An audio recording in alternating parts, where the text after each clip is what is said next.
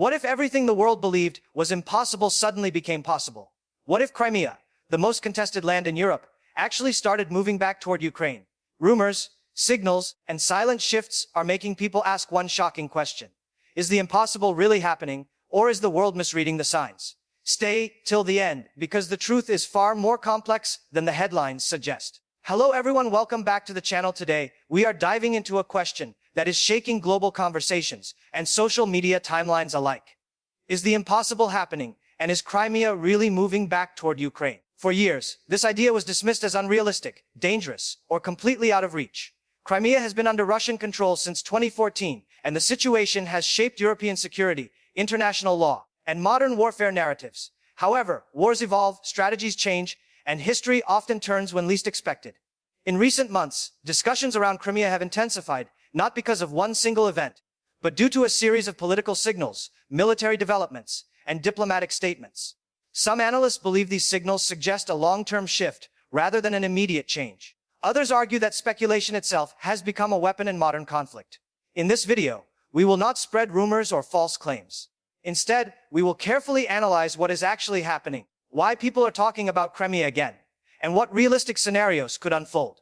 This discussion is about possibilities, not declarations. It is about understanding context rather than chasing headlines. By the end of this video, you will have a clearer picture of why this topic refuses to disappear and why the word impossible no longer feels as solid as it once did in global politics. To understand why this question matters, we must first revisit why Crimea is so important.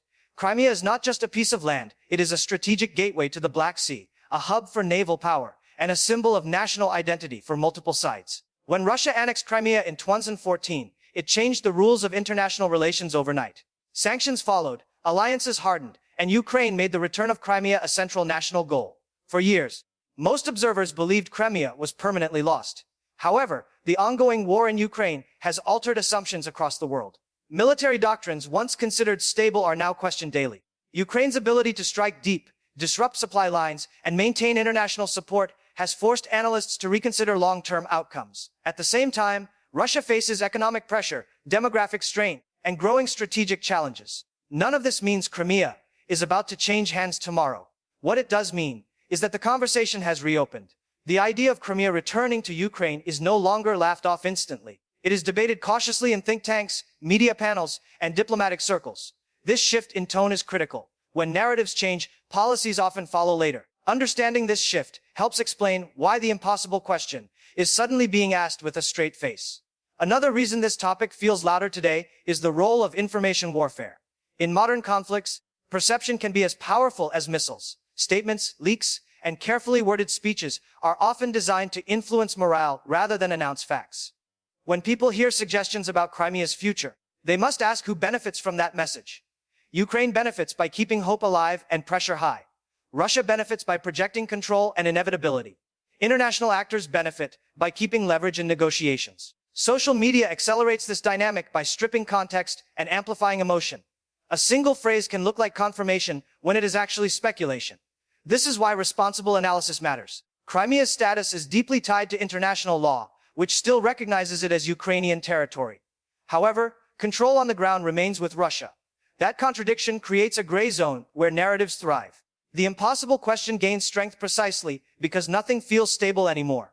Wars today are not only fought on battlefields, but also in minds. Every discussion about Crimea returning to Ukraine sends a signal to soldiers, civilians, allies, and rivals. Even without physical change, psychological shifts can influence future decisions. Understanding this information battlefield helps explain why the topic refuses to fade.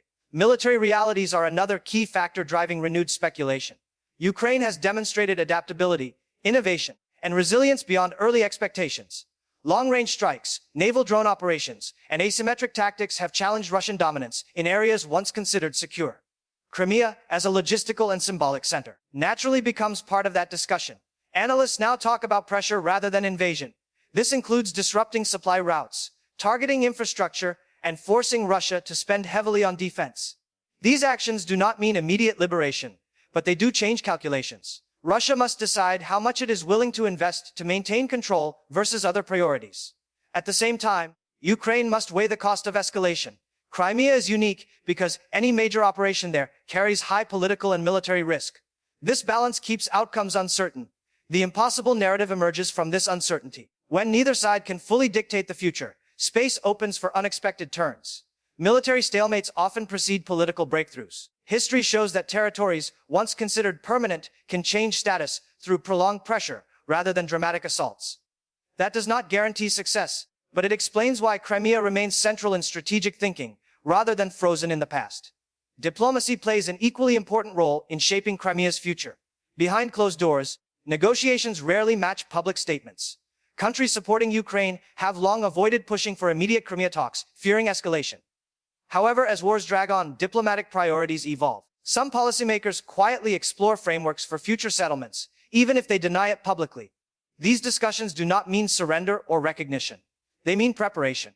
Ukraine consistently states that Crimea is non-negotiable, while Russia frames it as permanently integrated. This deadlock makes creative diplomacy more important. Confidence-building measures, security guarantees, and phased approaches are sometimes discussed in theory. None are easy. None are guaranteed. But the very existence of such discussions shows movement. The impossible question survives because diplomacy thrives on ambiguity. Peace processes often begin years before they are visible. Crimea's status may not change through a single treaty, but through gradual shifts in power, perception, and incentives. Watching diplomatic language closely often reveals more than watching troop movements. Words like timeline, framework, or future status are signals. They suggest that even entrenched positions may soften under the right conditions. Public opinion is another silent force shaping this debate. In Ukraine, Crimea represents sovereignty, loss, and unfinished struggle. Any leader seen as abandoning it would face massive backlash. This makes the topic politically sensitive, but also keeps it alive.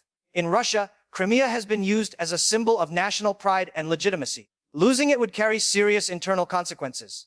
This mutual attachment increases risk, but also raises the stakes of long-term solutions. Internationally, public fatigue with prolonged conflict creates pressure for resolution. However, fatigue does not equal acceptance. Many societies still reject territorial conquest as normal. This moral stance supports Ukraine's claim, even when practical outcomes seem distant. Media narratives reflect this tension. Headlines oscillate between realism and hope. The impossible question resonates because it mirrors public confusion. People sense that the old order is cracking, but cannot see the new one yet. This emotional uncertainty fuels clicks, debates, and speculation. Understanding public sentiment helps explain why Crimea remains a powerful symbol, rather than a forgotten issue. Symbols often outlive battles and influence outcomes long after guns fall silent. Economic pressure also feeds into long-term possibilities. Sanctions, trade disruptions, and war expenses strain national budgets over time.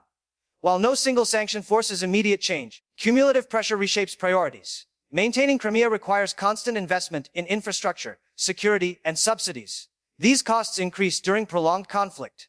At the same time, Ukraine's reconstruction promises attract international planning and funding discussions. Economic trajectories matter because they influence political choices years down the line. Leaders rarely admit economic constraints publicly, but they shape decisions quietly. If maintaining control becomes more expensive than alternatives, strategies evolve. This does not mean Crimea will suddenly change status, but it means options expand. The impossible becomes imaginable when costs and benefits shift.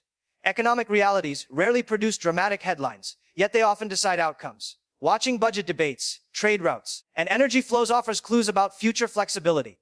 Over time, economics can soften positions that ideology hardens.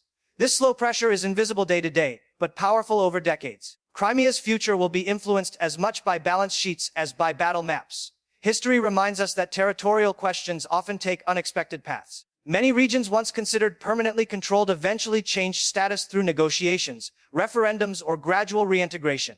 These processes were rarely fast or simple.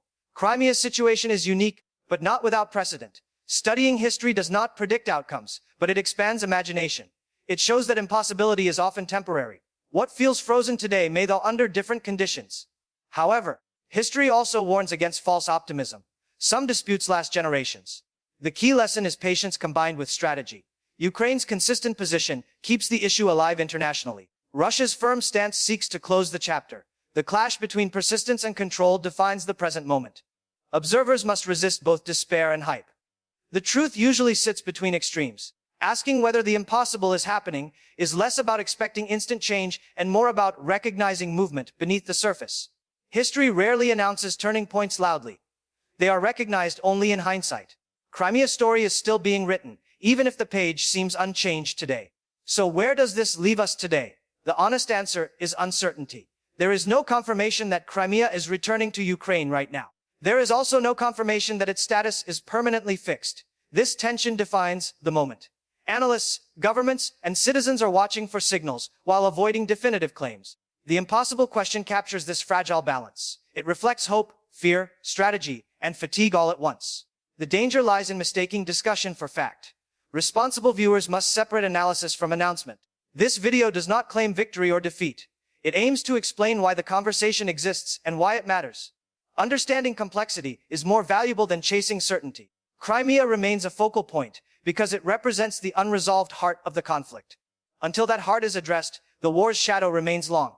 Asking hard questions keeps pressure alive, but answers will come slowly. The future will likely unfold through incremental shifts rather than dramatic reversals. Staying informed without being messled is the real challenge. This topic demands patience, nuance, and critical thinking from anyone engaging with it seriously. In conclusion, the question is not whether the impossible has already happened, but whether it has become imaginable. That shift alone is significant. Crimea's future remains uncertain, contested, and deeply emotional. Military, diplomatic, economic, and psychological factors all interact in complex ways. None provide easy answers. However, together they explain why the topic refuses to disappear. The impossible question acts as a mirror, reflecting global instability. It shows how fast assumptions can erode under pressure. Whether Crimea returns to Ukraine through negotiation, prolonged pressure, or remains unresolved for years, the discussion itself shapes reality. It influences planning, alliances, and public expectations. Viewers should approach this topic with curiosity rather than certainty. Understanding possibilities prepares societies for outcomes without being shocked by them. The world is entering an era where long-held beliefs are constantly challenged. Crimea sits at the center of that shift. Watching carefully, thinking critically, and avoiding sensationalism are essential. History will judge this period not by viral headlines, but by the choices made quietly over time. The impossible may not be happening yet, but it is no longer unthinkable.